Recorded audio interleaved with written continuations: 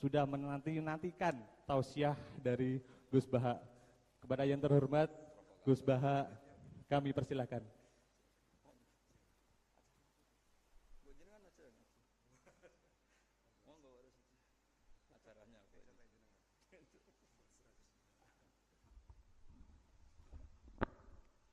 Assalamualaikum warahmatullahi wabarakatuh.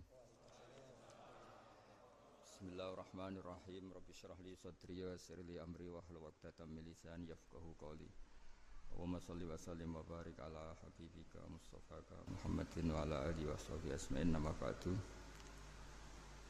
Semua jajaran direksi dan komisaris Bank Mandiri yang saya hormati, utamanya Ibu Desi Wahyuni selaku pimpinan Semarang, Ibu Sulistriana selaku pimpinan Kudus, Bapak, dan di sini juga hadir Bapak Rosidi dari Mabes, Bapak Abdus Syakur dari Telkom, semua yang saya hormati.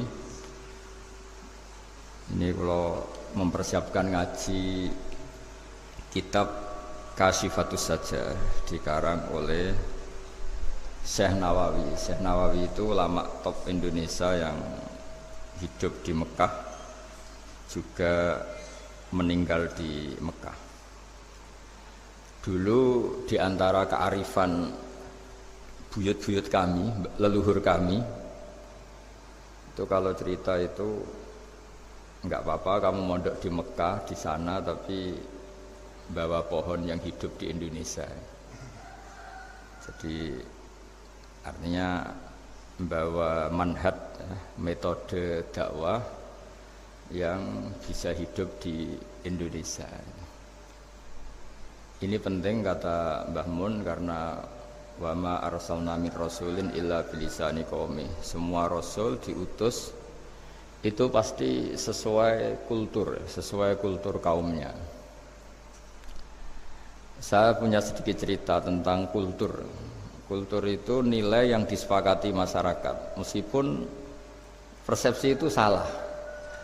Saya cerita sedikit tentang keunikan kultur. Nabi Yunus itu nabi. Di mana-mana nabi itu mengajak ke tauhid, ajaran yang benar. Dan dulu nabi itu nggak punya polisi, nggak punya densus, jadi nggak bisa nabi nyuruh yang nggak setuju tangkap, itu nggak bisa. Tapi punya Tuhan. Jadi kalau yang tidak percaya dakwahnya itu ancamannya azab. Dulu itu nggak ada polisi, nggak ada pengadilan, sehingga kalau ada kesalahan itu ancamannya itu akan turun apa? Azab, siksa itu. Sekarang kan kalau kita jadi pemimpin kan agak enak itu, punya keamanan, punya macam-macam lah. Singkat cerita, sudah dakwah sekian tahun itu umatnya nggak percaya kalau beliau seorang nabi, bahwa ajaran tauhid itu benar. Akhirnya cerita ini terkenal sekali, mungkin beberapa terputus ya, tapi terputus cerita ini saya ceritakan secara lengkap. Terus beliau cerita, ini waktu sudah lama saya dakwah, sudah lama saya sosialisasi itu tentang kebenaran, Anda tetap nggak iman ini 3 hari lagi pasti ada adab. 3 hari ada adab itu delalah masyarakatnya tuh kepikiran, jangan-jangan iya itu. Nah ketika jangan-jangan iya itu diintip, rumahnya Nabi Yunus itu diintip, ya agak aneh. Diintip delalah orangnya nggak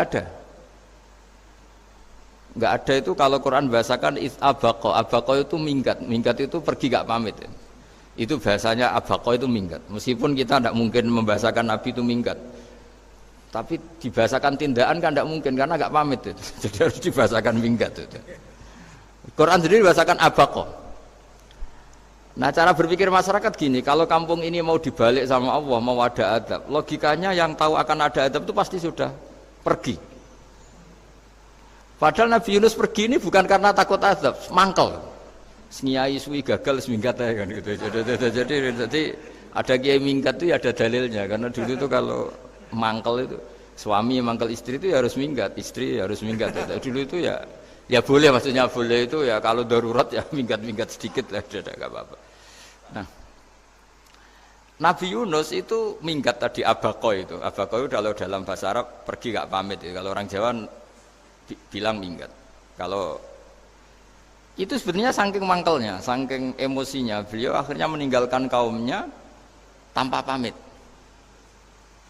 Tapi kaumnya itu menjadi tahu bahwa ini serius Yunus. Buktinya dia agak berani di kampung, berarti mau ada adab betul itu. Dan efek positif dari teori itu, teori kultur tadi. Kalau ada azab pasti dia pertama yang lari. Kayak dukun itu. Kenapa kita tidak percaya dukun nomor itu? Itu kan paling yang minta nomor dulu ada SDSB itu. Forecast itu kan paling salam template-nya kan 100.000. Padahal dulu forecast itu berapa? Kalau menang. Kan miliaran ya, juta. Itu untuk kultur kita agak percaya dukun kan ngapain ngumpulin uang 100.000 kalau dia tahu nomornya kan mendingan tombok sendiri gitu. Itu kan. Jadi orang itu mesti punya teori umum untuk membenarkan sesuatu atau membohongkan itu. Akhirnya umatnya Nabi Yunus itu iman. Iman itu artinya percaya kalau ini tidak main-main. Buktinya Nabi Yunus gak berani di situ. Akhirnya mereka tobat. Saat itu juga mereka wiridan di lapangan, terus semua kesalahannya diselesaikan. Sampai ada rumah yang sudah dibangun permanen karena di tanah tetangga, dirobohkan saat itu juga. Bahkan ada batu yang dulu nyuri, satu dua batu yang dulu hasil nyuri, saat itu juga dirobohkan, dikembalikan sama yang punya. Hari itu semua kedoliman diselesaikan. Ini penting saya utarakan, jadi tobat itu tidak hanya istighfar. Kalau istighfar ribet, tobatnya orang punya utang terus istighfar gitu kan ribet. Kan ribet itu. Ada punya utang terus minta maaf itu kan ribet itu. Harus diselesaikan itu. Tobat. Tobat diterima sama Allah. Batas akhir finish dari harusnya ada adab misalnya Senin, Selasa, Rabu, harusnya Rabu itu sudah kena adab. Ternyata Rabu itu tidak kena adab. Nabi Yunus sebetulnya juga penasaran kampungnya itu kena adab enggak. Dilihat dari jauh ternyata enggak. Tambah kecewa dia. Gitu. Wah ini saya kalau pulang pasti dibunuh karena saya dianggap pembohong. Di masyarakat situ ada aturan siapa yang bohong dibunuh. Padahal Nabi Yunus mengumumkan nanti Rabu ada azab. Kira-kira gitu lah. Ternyata Rabu itu tidak ada azab, makanya dia sudah di batas kampung kembali minggat lagi karena nanti pulang pasti dibunuh karena dia dianggap bohong. Ya akhirnya masyhur itu, terus dia ikut nelayan sekenanya, yang penting lari dari kampung, ikut nelayan sekenanya. Zaman itu, ini saya ulang lagi zaman itu. Nanti ini efeknya nanti ke tauhid. Zaman itu para nelayan tuh kayak sepakat. Kalau ada kapal atau perahu kok mau tenggelam, itu pasti ada yang minggat. Artinya minggat itu pergi tidak terhormat itu. Terus fasahama fakana minal mudhadin. Nah, dulu itu orang sudah punya peradaban. Ini cerita kultur, sudah punya peradaban. Punya peradaban. Ya sekarang gini, kalau nyemplungkan salah satu kan tidak adil diundi. Diundi. Ternyata yang keluar dia Nabi Yunus. Terus mereka tahu ini orang nggak pantas dikorbankan. Karena Nabi di mana-mana itu ganteng. Memang Allah itu punya sunah itu unik. Nabi itu harus paling ganteng di kampungnya. Nasabnya juga harus paling baik. Kabar-kabarnya juga istrinya harus paling cantik. Itu memang aturannya gitu. Nggak tahu saya. Dulu saya juga janggal. Kenapa Nabi aturannya harus gitu? Tak angen-angen di pemimpinnya LU izin itu. Maksudnya misalnya pemimpin dia pesak keriting itu kan piye gitu rasanya itu. Jadi Nabi itu pasti itu paling ganteng di kampungnya, terus dari nasab ya terbaik, terus rata-rata istrinya itu ya selain solihah itu ya paling cantik. Karena ya dibully kan, sowar tidak jadi Nabi, bojone elek kan ya ribet kalau misalnya ada yang bully gitu kan juga ribet. Singkat cerita terus dia akhirnya ditenggelamkan, dibuang karena beliau seorang Nabi, faltaqamahul khut, beliau ditelan ya. Iltiqam itu tidak digigit, ditelan ya. Karena ditelan beliau tidak ngalami dikunyah, ditelan. Iltiqam itu ditelan. Karena beliau seorang Nabi, di dalam batnil khut itu di perut itu dia wiridan, dan barokahnya wiridan itu perut ikan ini menjadi masjid. Dia nyaman di situ, nyaman karena terus ngalami karomah lah, andikan wali itu ngalamin karomah. Nah kesimpulan dari cerita ini itu apa? Masyarakat itu akan selalu dengan kulturnya sendiri. Para nabi juga punya kultur sendiri. Dan Allah yang ngelola itu semua. Saya ulang lagi, Allah yang ngelola itu semua. Makanya terus dua kultur ini kalau Allah menghendaki itu gampang sekali. Akhirnya yang terjadi apa? Nabi Yunus jadi kasih sanksi Allah karena pergi tidak pamit. Masyarakatnya justru enggak karena tobat. Dan tobatnya masyarakatnya ini karena kekeliruan Nabi Yunus. Keliru dengan makna bukan dosa. Andai kan Nabi Yunus saat itu kok di rumah ingin menyaksikan adab, itu masyarakat mesti gak percaya kan ada adab. Mau ada adab kok dia di rumah gitu. Jadi unik, Allah cara ngelola masyarakat itu unik. Nah, dari keunikan-keunikan cara Allah ini kemudian lahirlah ilmu yang bernama ilmu tauhid, ilmu tawakal, ilmu pasrah nang pangeran itu. Karena kemarin pas Pak Yusuf sama Bu Sulis sowan saya itu tak beri cerita, agama itu milik Allah. Sehingga teori yang dikatakan manusia itu ya teori saja, tetap semua itu di tangan Allah. Ya saya saat itu cerita, misalnya saya ditanya, ini besi, materi besi dengan kaca itu kuat mana? Mesti kita menjawab kuat besi. Tapi saya yang mengendalikan besi dan kaca. Ternyata saya punya merencanakan menghancurkan besi, menetapkan kaca ini tak simpan, akhirnya puluhan tahun. Yang ini saya rencanakan saya hancurkan itu. Andai kan si yang menjawab tadi tahu rencana saya, mesti kuat bilang kuat kaca. Gitu. Makanya contoh paling gampang tadi. Dinosaurus itu hewan paling kuat malah musnah itu. Pitik yang nggak kuat sampai sekarang itu. Karena Allah bikin dinosaurus itu punya rencana dihancurkan itu. Sementara ayam enggak lah, gue rame-rame dunia itu. Sehingga ya sudah. Nah, agama itu seperti itu. Agama itu sesuai rencana Tuhan. Sehingga ini cerita Nabi. Sehingga Nabi itu kadang nggak tahu bedanya antara sesuatu yang punya data, punya perangkat-perangkat untuk menuju A misalnya, itu nggak tahu bedanya. Jadi kalau Nabi ditanya misalnya gini, onta itu lahir dari betinanya, dari indukannya bisa, ya bisa. Lahir dari batu, jawabnya ya bisa. Kalau dia seorang Nabi pasti jawab bisa. Kalau Nabi loh ya, bukan direktur mandiri, Nabi, itu mesti jawabnya bisa. Jadi kalau Nabi ditanya, mata air itu keluar dari bumi kedalaman 7 meter, bisa. Keluar dari sini, dari meja, jawabannya ya bisa. Karena Nabi itu saking dekatnya Allah, tahu betul bahwa perangkat di dunia ini tidak bisa mendikte Allah. Semua itu kehendak Allah. Logika yang terbangun Nabi itu sebenarnya gampang ya. Kalau kita teliti itu, hanya gampang itu sesuatu yang benar itu pasti bisa dijelaskan secara gampang. Nah ini ngaji tauhid biar tidak terlalu berteori terus. Karena kalau saya cerita uang pinter jenengan. Dan saya tidak ingin pinter tentang uang. Tak beri contoh. Nah ini supaya nanti kalau sampean suatu saat meninggal ketemu mungkar nakir itu tahu cara menghadapi. Nanti tak warai tekniknya itu. Tak warai tekniknya itu. Bocorannya tadi. Makanya ada cerita agama ini baik sekali. Orang bocorkan ujian nasional itu kriminal, bisa ditangkap Pak Rosidi. Tapi agama ini pertanyaan mungkar nakir dibocorkan semua kiai, itu nggak ditangkap sama mungkar nakir. Harusnya kan rugi karena ini pertanyaan, tapi semua kiai kan sudah membocorkan. Nanti pertanyaannya di kuburan itu man rabbuka, Tuhanmu siapa, agamamu apa. Itu kan sudah dibocorkan, tapi itu nggak dianggap kriminal. Sementara kita sekolah SD, sekolah SMP bocorkan soal itu dianggap kriminal. Padahal kalau harusnya boleh. Maksudnya kalau menuruti teori itu harusnya boleh kan. Mau pertanyaan mungkar nakir saja dibocorkan kan. Ya tapi kan tidak ada itu. Harusnya boleh. Tapi kan terus jadi nggak ujian kalau dibocorkan itu. Tidak ada itu. Harusnya boleh. Tapi kan terus jadi nggak ujian kalau dibocorkan. Jadi dibocorkan. Kurang apanya baiknya agama ini? Pertanyaan sepenting itu dibocorkan dan kiai-kiai gak ditangkap sama mungkar nakir ya ada itu aja. Saya ulang lagi ya supaya kita ingat fitrah salimah. Soal Anda modern monggo lah, tapi saya sebagai kiai akan ngajari kalian tentang fitrah salimah.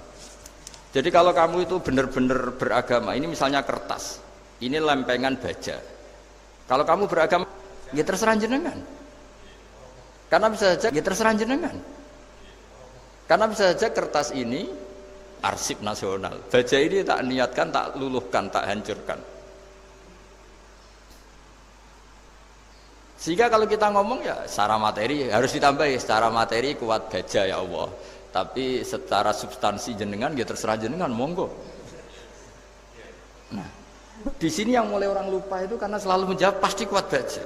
Kata pasti ini yang akhirnya orang menghilangkan teori beragama. Berdasar logika. Nah, akhirnya para nabi, para wali itu ditanya. Saya punya kitab karangannya Abdul Hamid, orang alim. Kitab itu dulu saya ngaji lama sekali, sampai sekarang saya pelajarin. Manusia itu dijebak hukum adat, padahal adat itu ya tidak terlibat. Misalnya kalau ada telur jadi ayam normal gitu. Ya tadi indukan unta melahirkan unta normal itu, indukan sapi melahirkan sapi normal. Tapi kalau para nabi itu bilang ya nggak normal, nggak normal artinya tetap ada kekuatan Tuhan. Indukan unta tahu apa tentang unta? Dia punya kekuatan apa? Bisa melahirkan unta, bisa menciptakan unta di perutnya, bisa ada jantungnya, ada paru-parunya, ada ususnya. Dia bisa apa? Di situ ada tangan Tuhan. Itu. Karena para nabi cara berpikir gitu, melihat tembok ya sama. Tembok sama indukan unta itu sama, sama-sama mungkin mengeluarkan unta. Sehingga ketika Nabi Soleh ditanya, bukti apa kekuasaan Tuhanmu? Apa bisa mengeluarkan unta dari batu besar ini? Jawabannya Nabi Soleh ya bisa, ya bisa. Dan mukjizatnya Nabi Soleh masyhur itu keluarlah unta dari batu. Karena secara teori ya tadi, coba unta indukan itu apa seorang profesor, apa seorang ilmuwan sehingga bisa menciptakan anaknya itu. Apa dia terlibat dalam menciptakan jantungnya, paru-parunya, ususnya? Kan enggak juga. Telur bisa apa coba? Gobloknya bukan main telur itu kan. Tapi bisa mengeluarkan ayam, dia bisa apa? Nah, para nabi, para wali itu tahu semuanya itu kekuasaannya Allah. Nah, kalau karena kekuasaan Allah bedanya apa dengan tembok? Makanya Nabi Muhammad ketika di padang pasir semua sahabat bingung nggak ada air, ya Nabi santai aja. Ini gimana Nabi nggak ada air, nanti orang mati kehausan. Nabi ya santai aja. Kamu ingin air katanya? Iya. Nabi nunjuk apa itu ya sudah terus ada air. Ada yang keluar dari jemarinya, ada karena Nabi itu nggak tahu bedanya antara ini mungkin dan tidak mungkin tuh nggak tahunya itu ya semuanya itu Allah. Kalau kamu kan nggak, wah daerah gini nggak mungkin ada air. Ini kan padang pasir. Air itu biasanya di daerah hutan gini malah berteori macam-macam. Seakan-akan tidak ada Tuhan. Jadi kalau orang nggak bakat wali pasti berpikirnya gitu. Makanya nggak wali-wali itu memang nggak bakat karena itu kan artinya menafikan kekuasaannya Allah kan. Seakan-akan Allah tidak mampu bikin air di situ. Tapi kalau Nabi santai aja. Makanya Nabi Ibrahim ketika mau dibakar ya santai aja. Menurut beliau api bisa apa? Jadi itu meskipun hukum adat itu ya selalu berjalan. Normalnya api yang membakar di padang pasir, normalnya ya nggak ada air. Normalnya batu ya nggak mengeluarkan onta. Tapi kamu jangan terjebak oleh keseharian yang Anda lihat. Tetap di balik itu ada kekuasaannya Allah Subhanahu wa ta'ala. Nah ini yang namanya iman. Dengan iman seperti itu nanti ketika kita mati itu ya santai saja. Ketika kita hidup ya tidak tahu oksigen itu apa masuk ke tubuh kita sistemnya kayak apa. Jantung kita ada ikut bikin, paru-paru kita. Artinya zaman kita hidup pun sebenarnya kita tidak bisa ngelola kehidupan itu tidak bisa. Nah kalau sama nggak bisa nanti setelah mati juga tidak bisa. Ya sudah, ketika kita hidup yang ngelola juga Allah, ketika mati juga yang ngelola. Bedanya apa? Nah, ini di sini terus kita dilatih inna sholati wa nusuki wa mahyaya wa mamati lillahi rabbil alamin. Tapi kenapa kita ragu terhadap kehidupan setelah kematian? Karena ketika kita hidup seakan-akan kita tahu cara hidup. Makanya Allah itu tersinggung betul ketika ada orang merasa bisa ngelola cara hidupnya. Makanya kata Allah kalau gojlok orang-orang yang kepedean itu, kalau kamu top, mbok jangan mati. Itu Falaula in kuntum ghaira madinin tarji'unaha in kuntum shadiqin. Kalau kamu merasa top itu jangan mati. Di mana-mana mati itu tidak top. Falaula idza balaghatil hulqum wa antum khina idzin tanzurun. Mbok ketika nyawa kamu sudah sampai kerongkongan, kamu tarik lagi supaya kamu tidak mati. Mati itu tidak top. Katanya kamu top kok mati. Jangan mati. Kalau top itu jangan mati, jangan miskin, jangan tua, jangan jadi jelek. Pokoknya top terus gitu. Itu digosok sama Allah. Tapi orang itu lupa bahwa nah ketika sehat begini kita seakan-akan ngelola kehidupan. Nah gara-gara merasa ngelola seakan-akan kalau mati lalu saya gimana ya kalau mati? Di kuburan ngapain ya? Terus kantornya gimana, kerjanya di mana? Ya tidak usah begitu. Nah ini di sini pentingnya tauhid. Orang dilatih berpikir al-khalqul awal. Afa'ayina bil khalqil awal. Kalau dalam bahasa Yasin disebut kul yuhyihal ladzi ansha'aha awwala marrah. Jadi agama itu orang dilatih membayangkan pertama hubungan kita dengan Allah. Misalnya manusia pertama itu siapa? Adam. Adam bisa berpikir, bisa berlogika, bisa jalan-jalan, bisa macam-macam. Tapi andaikan Anda jadi Nabi Adam, mesti melihat kekuasaannya Allah itu begitu nyata. Karena saya materinya dari tanah, ternyata saya bisa berpikir. Betapa kudrohnya Allah, kekuasaan Allah, tanah yang benda mati bisa berpikir. Sekarang jadi saya. Sehingga kira-kira Nabi Adam kalau ketemu tanah itu ya, kalau mau maksiat, wah ini tanah ini pasti komplain. Nah di sini pentingnya beragama. Sehingga ketika Rasulullah ngendikan, jika kamu memperbanyak sholat, maka tanah-tanah ini bersaksi terhadap sholat kamu. Jika kamu maksiat, juga tanah-tanah ini menjadi saksi pemberat. Itu kamu tidak jagal sama sekali, karena manusia pertama yang bernama Adam yang bisa berpikir itu materinya dari tanah. Jika kita tidak janggal ketika tanah disetatuskan bisa bersaksi.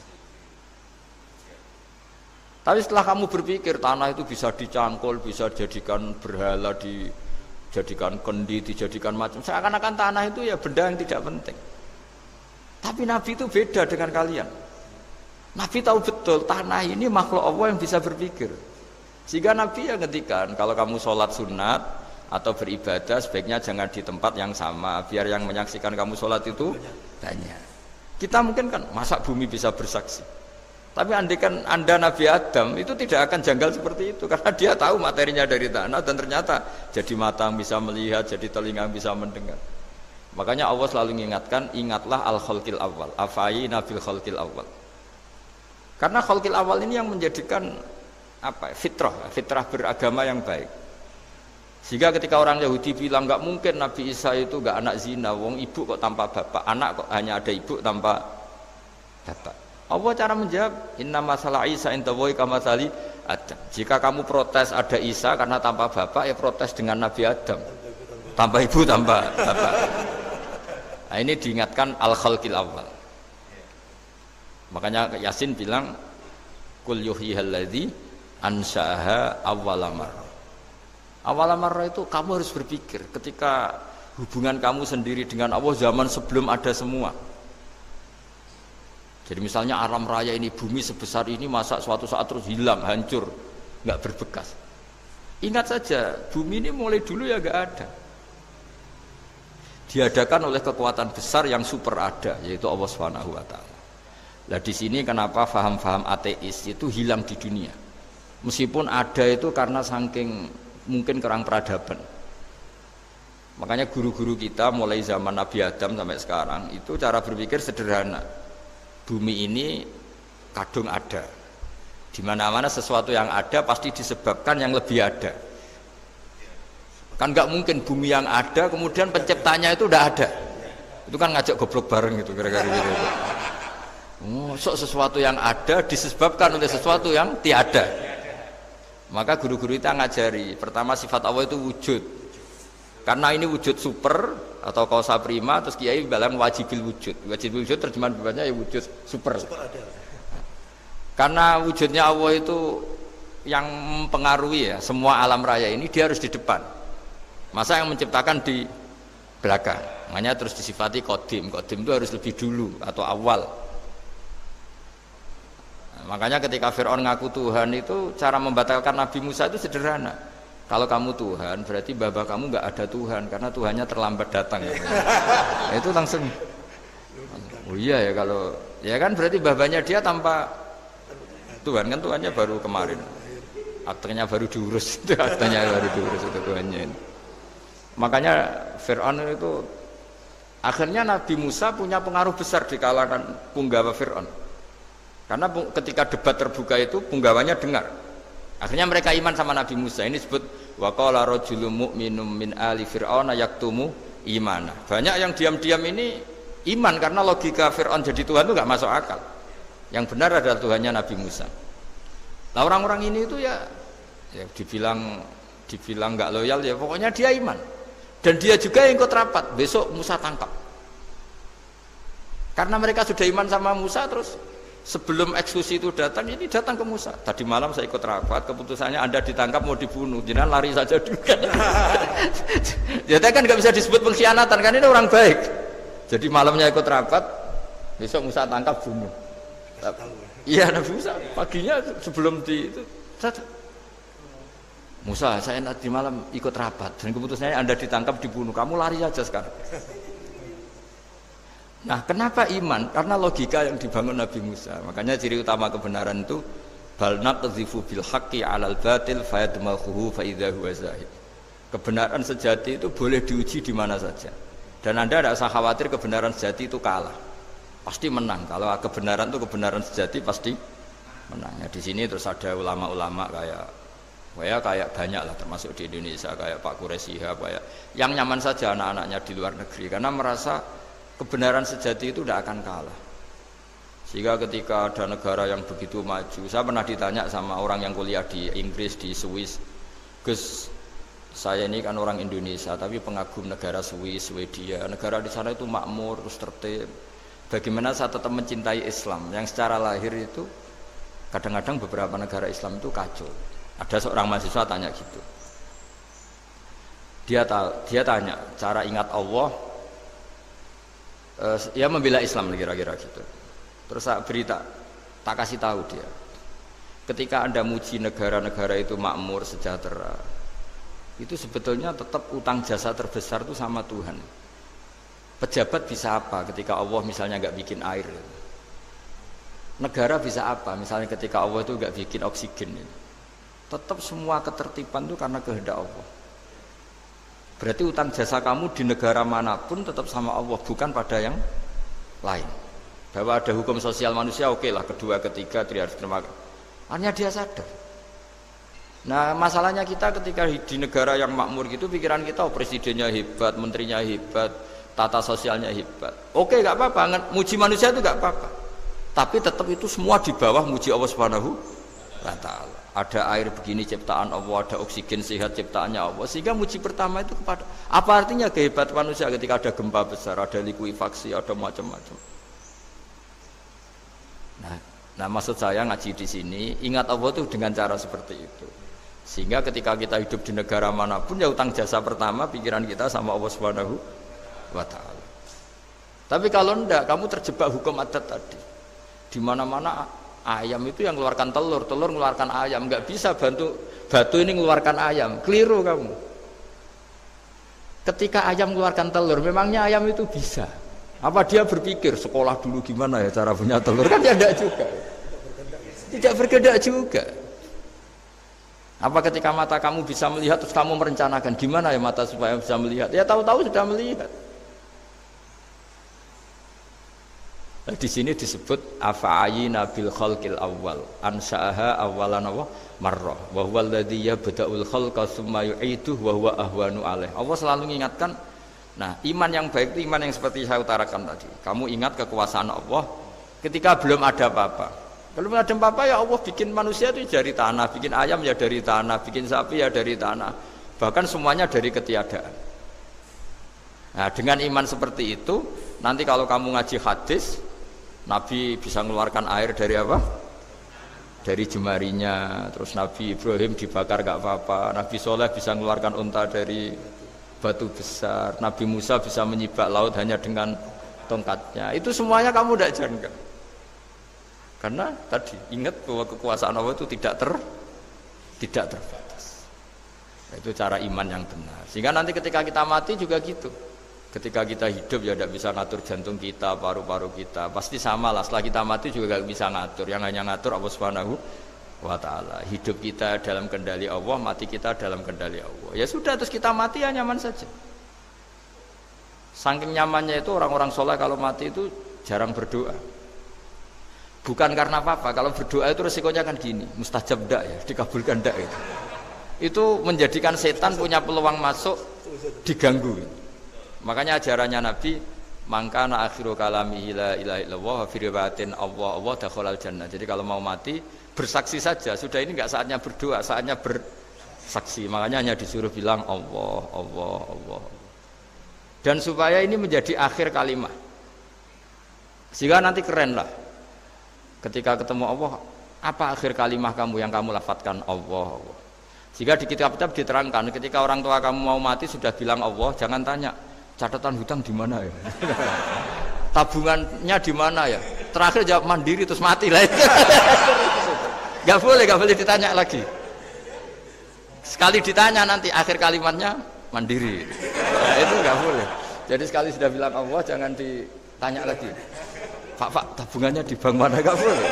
Bahayanya sekali jawab mandiri terus mati, berarti akhir kalimatnya itu ya mandiri. Makanya harus akhir. Jangan nanti statusnya itu mangkana akhiru kalami, memang akhir dari yang dikatakan itu kata Allah. Nah sebetulnya teks hadis itu la ilaha illallah. Ini pinternya Kiai Jawa. Lagi-lagi kembali ke kultur. Kiai Jawa itu kiai yang bisa modifikasi kultur. Sebetulnya kalimat hadis itu yang masyhur, itu yang populer itu la ilaha illallah. Tapi Kiai Jawa itu, dan itu ngikuti kitab-kitab Arab juga, kitab-kitab. La ilaha illallah itu resikonya tinggi karena di situ kan tiada Tuhan yang berhak disembah kecuali Allah. Ada kata la ilaha ini. Nah takutnya pas la ilaha sudah mati. Nah karena itu ada resiko la ilaha gak khatam, berarti tiada Tuhan. Nah, sehingga karena ini dianggap riskan, ya terus Kiai Jawa ngajari sudah lah, gak usah kepanjangan ya sudah Allah Allah. Jadi itu sudah agak-agak rekayasa lah, agak-agak istihad gitu. Maksudnya istihad itu sebenarnya teks panduannya itu la ilaha illallah. Teks panduannya. Tapi kiai-kiai itu tentu yang paling tahu tentang kehendak Nabi karena nekuni ilmu itu lama sekali. Kita ngikuti cara-cara ditentukan para kiai.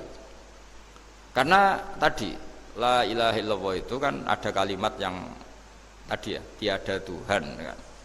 Nah, kata tiada Tuhan ini yang dianggap riskan kalau nggak khatam.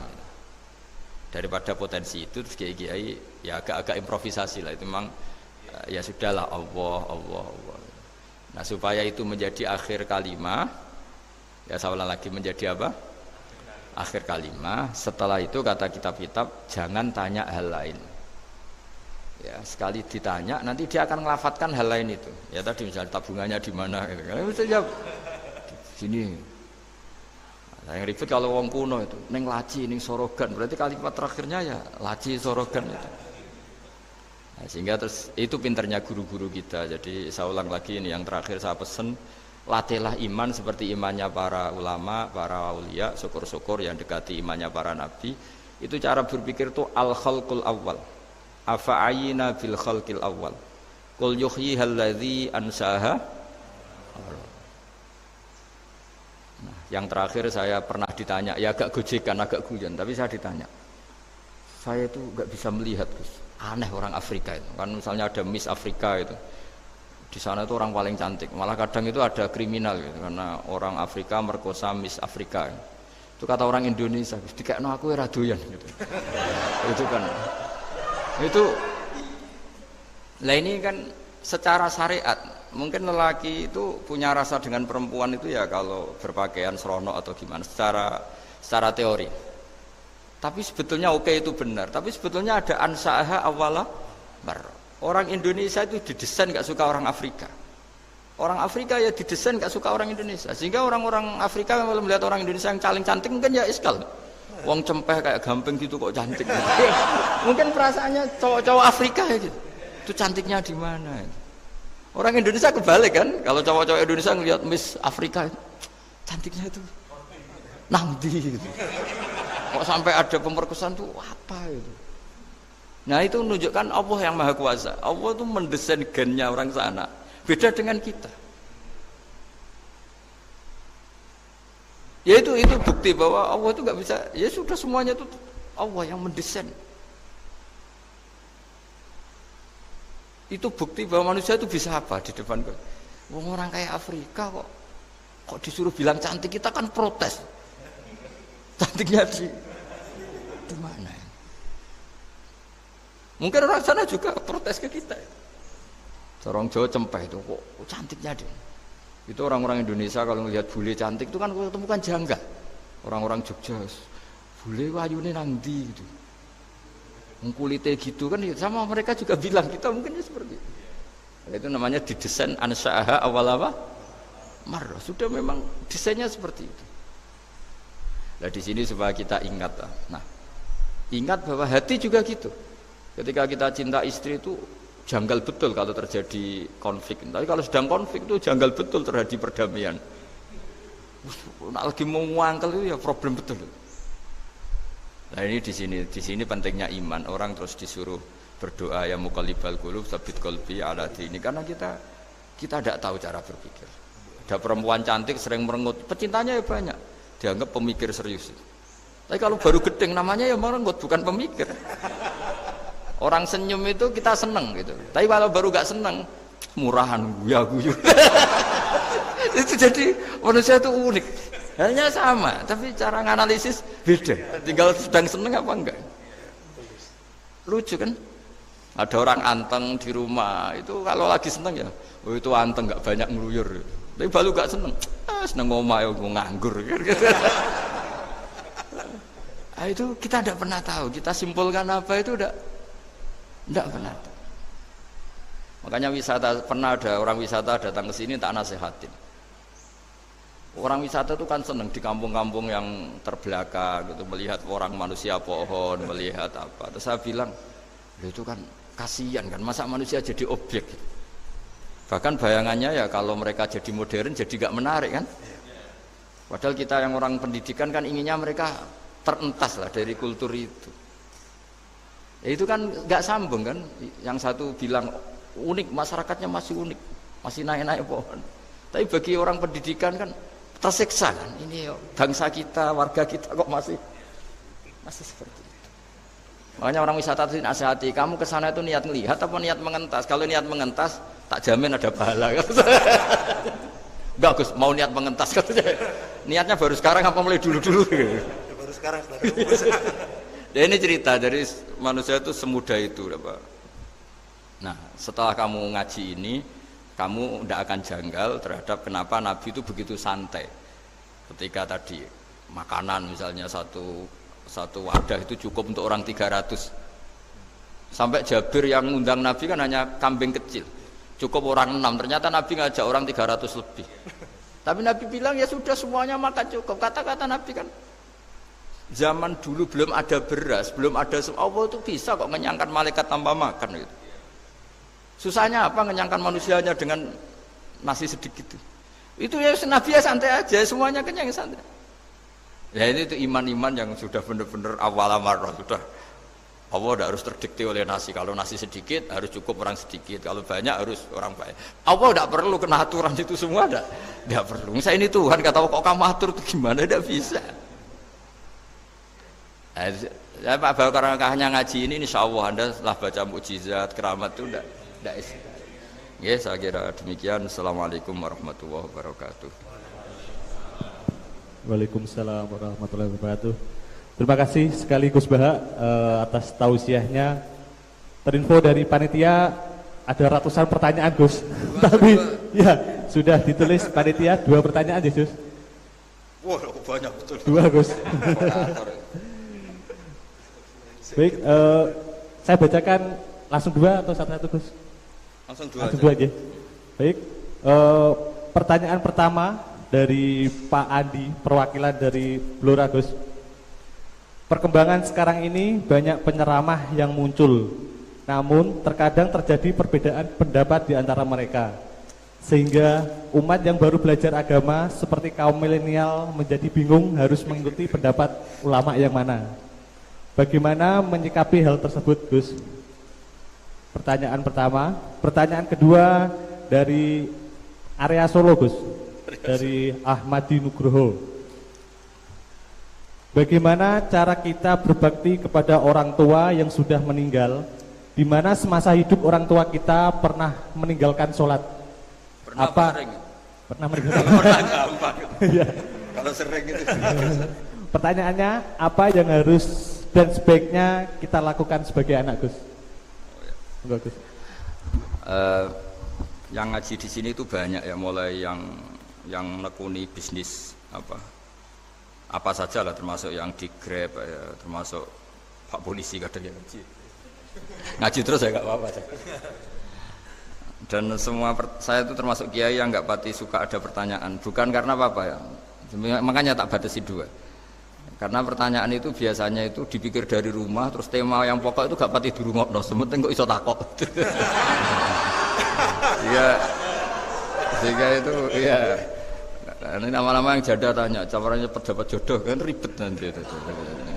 Makanya ya, tapi ya senang saya ada pertanyaan ya senang. Cuma kenapa saya tidak membuka terbuka, karena tema kita kan kiai ya, kiai itu kayak dokter, tahu misalnya saya tadi tema itu supaya orang itu tauhidnya kokoh, karena zaman akhir itu yang paling mengkhawatirkan itu apa? Tauhid gitu. Tapi kalau tanya ini diberi hak, itu orang kan sudah punya pikiran sendiri mau ditanyakan, padahal itu subjektivitas dia. Sehingga tanya ya sudah sekadar. Tapi ya nggak apa-apa, tetap saya senang, cuma nggak boleh banyak-banyak. Dua itu sudah kebanyakan. Yang kedua tak jawab serius. Ketika kita punya orang tua yang punya hutang, itu yang dibahas Nabi itu hutang dulu. Itu karena hak adami. Hak adami itu tuntutan. Jadi kalau dalam kitab fikih itu ada istilah haqqullah mabniun alal musamahah wa haqqul adami mabniun alal musyahah. Jadi kalau hak Allah itu Allah lebih rileks. Karena Allah itu tidak butuh disembah, tidak butuh dipuja-puja. Allah sudah terlalu besar. Al-Qayyum sudah besar sendiri. Sehingga Allah itu mudah, ngabaikan haknya itu mudah. Tapi kalau hak adami, bawaan manusia itu kalau hartanya dibawa orang itu ingat terus. Sehingga harus diselesaikan. Maka Nabi kalau mau mensolatkan jenazah tanya punya utang enggak. Tapi kalau orang itu misalnya enggak sholat atau apa, itu Nabi masih ringan. Yang ditanyakan imannya.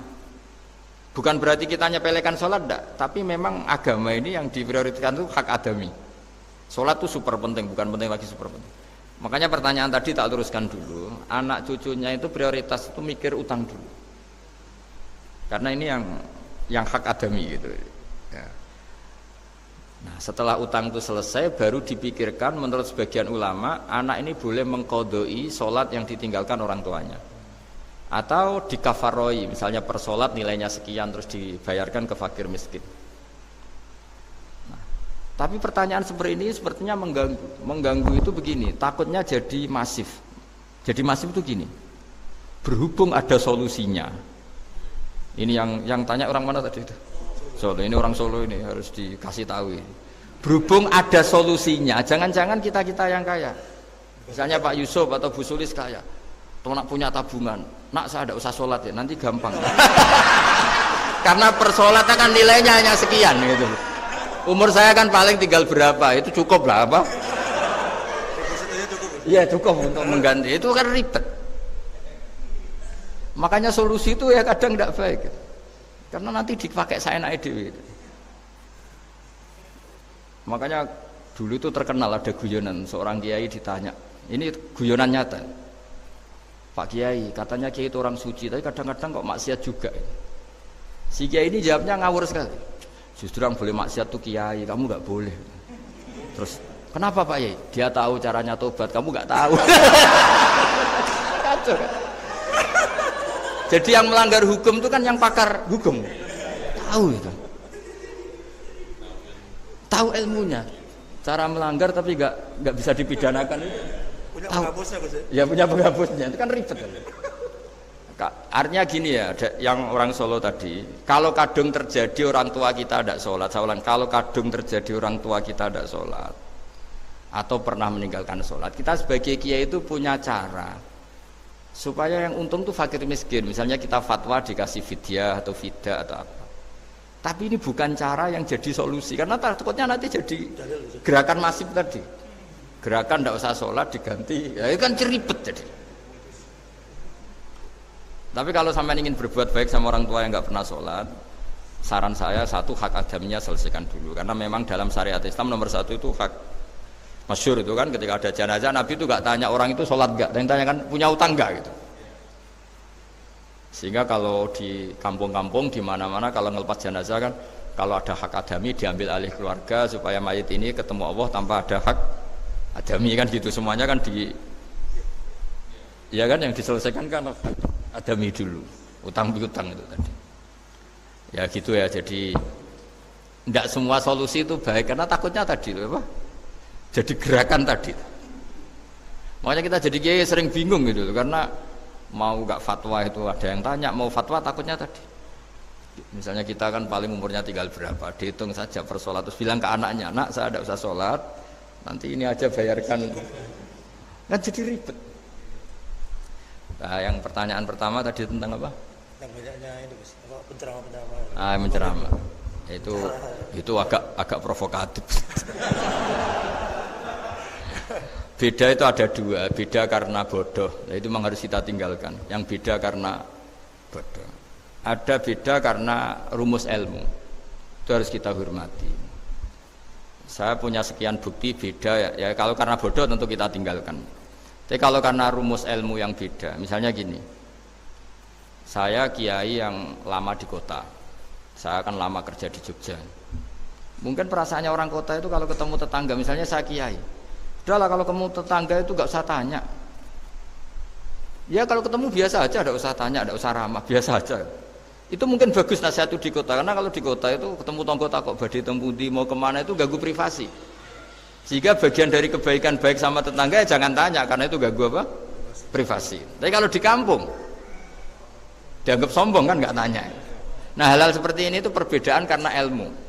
Memang di kota kulturnya seperti itu, di kampung seperti ini. Nah itu bukan perbedaan karena kondisi muqtadul hal, memang kondisinya berbeda. Ya, kondisinya apa? Berbeda. Misalnya saya sebagai kiai kan, bayangkan kiai itu suka lah ngaji ibadah. Terus kamu karena orang kota sukanya pizza, terus Gus kesini Gus saya naik makan pizza bareng, kan saya malah terganggu. Kamu niatnya hormat tapi ganggu karena. Nah. Sehingga dulu sahabat, ini cerita sahabat, ada sahabat yang ditanya tabiin itu generasi setelah sahabat. Sifli wajah Rasulillah, tolong jelaskan ke kami wajah Rasulillah Shallallahu Alaihi Wasallam. Ini sahabatnya nangis. Oh maaf sekali, saya tuh gak pernah melihat wajahnya Nabi meskipun saya berpuluh-puluh tahun jadi sahabat.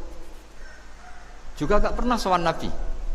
Saya sering jamaah sama beliau. Ditanya kenapa? Saya tuh sungkan. Beliau terlalu wibawa. Jadi bentuk penghormatan sahabat ini kepada Nabi justru gak berani melihat wajahnya. Dan bukti penghormatan pada Nabi, dia gak pernah sowan.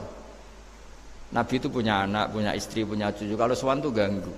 Jika dia cara berpikir, ya itu bentuk hormatnya. Ya itu ya sah saja dia cara berpikir ditakdir begitu. Tapi ada beberapa sahabat yang justru saking cintanya sering melihat wajah Nabi, sering sowan Nabi. Itu haknya dia cara berpikir begitu. Nah kira-kira seperti itu. Jadi perbedaan itu ada dua. Ada yang karena bodoh, itu tidak kita ikuti. Tapi ada perbedaan karena pengetahuan. Ya kalau karena pengetahuan harus kita ikuti, karena memang itu, ya itu kan urusan sudut pandang. Dulu ketika Mekah dikuasai Sayyidina Umar, setelah Fathu Mekah dan Umar sudah kuat betul, itu banyak sahabat yang dulunya orang Mekah. Itu sama Umar disuratin, cobalah kembali ke Mekah. Di Mekah itu kamu sholat di Masjid Haram sebagaimana 1000 sholat. Sekarang Mekah aman milik kamu, silahkan kembali ke Mekah. Tapi jawabnya sahabat itu nggak mau.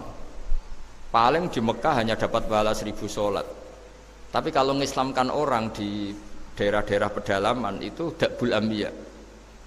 Ciri khas Nabi itu yang membenarkan orang itu, bukan di satu tempat. Terus sampai nambahi surat ini, wa alam andal ardo lam tuqaddis ahad, dan bumi itu tidak bisa loh mensucikan orang. Abu Lahab itu orang Mekah, Abu Jahal orang Mekah, tapi tetap begitu. Akhirnya jenis ini berpikir, ya sudah lah, gak di Mekah gak apa-apa. Andai kan Mekah itu bisa mensucikan orang, gak ada Abu Jahal, gak ada Abu Lahab. Akhirnya para sahabat gak kembali ke Mekah, Tapi berkelana ke Syria, ke Sam, akhirnya ada Islam di mana-mana. Tapi ada juga yang Mekah itu kota suci, harus diisi orang-orang suci supaya yang brengsek-brengsek gak di sana. Ya sudah, cara berpikir begitu. Nah ini cerita ya, jadi sudah kalau perbedaan karena ilmu, ya sudah memang karena ilmu. Nah itu nggak apa-apa. Nah kalau sampean tanya, lalu bedanya apa guys? Yang beda karena ilmu karena ya lihat saja kalau dia orang pinter bacanya banyak berarti bedanya karena ilmu. Tapi kalau nggak pinter kok berbeda ya berarti karena nggak tahu memang. Ya kira-kira seperti itu. Baik, terima kasih sekali Gus Baha atas tausiah dan jawaban pertanyaan dari rekan-rekan semua. Alangkah lebih afdolnya Gus Baha ditutup dengan doa dari Gus Baha. Bismillahirrahmanirrahim. Nahmaduka ya ghafuru ya syakuru wa sholli wa sallim wa barik ala habibika Mustafa Muhammadin wa ala alihi wa sahbihi wa sallam ajmain. Allahumma ij'alna ya man ta'a ilaika ya man ta'a khalqaka ilaika wa mimman yafirru ya wa fi ibadika ilaika aminin mutmainnin ya Allah alladzina ya wala khaufun alaihim wa lahum yahzanun ij'alna ya aminin salimin mu'afin min kulli bala'in dunyal akhirah waj'al baldatan Indonesia afiatan ya minal balaya wal fitan Allahumma ij'al amalana khalisatan liwajhikal karim wa murabatan fika yu'la fiha kalimatukal ulya wa dzikrukal ulya innaka antan nasir fa ni'mal maula wa ni'man nasir ighfir lana zallatina wa khati'atina ya Allah Rabbana la tu'akhidna in nasina wa akhtana Rabbana la tahmil alaina isran kama hamaltahu 'alal ladzina min qablina Rabbana la tuhammilna ma la taqata lana bihi wa'fu 'anna waghfir lana warhamna anta maulana fansurna 'alal qaumil kafirin Rabbana atina fid dunya hasanah wa fil akhirati hasanah wa qina adzabannar sallallahu alaihi wasallam Muhammad sallallahu alaihi wasallam subhana rabbika rabbil izzati amma yasifun salamun alal mursalin walhamdulillahi rabbil alamin. Alhamdulillahirabbil alamin. Sekali lagi kami terima kasih kepada Gus Baha atas ilmu yang sudah diberikan kepada kita semua. Semoga setelah dari acara pengajian yang luar biasa ini kita bisa menjadi hamba Allah yang lebih baik, lebih dekat dengan Allah dan mendapatkan berkah barokah dari Allah.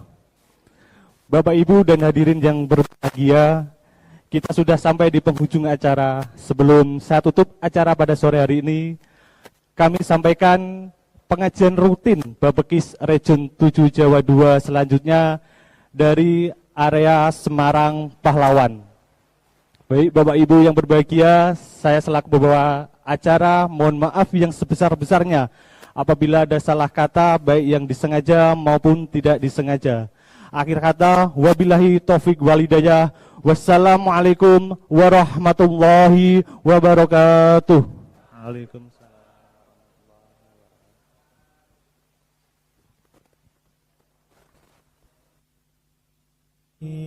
على سيدنا محمد وعلى آل محمد وأصحاب محمد اللهم صل على سيدنا محمد وعلى آل محمد وأصحاب محمد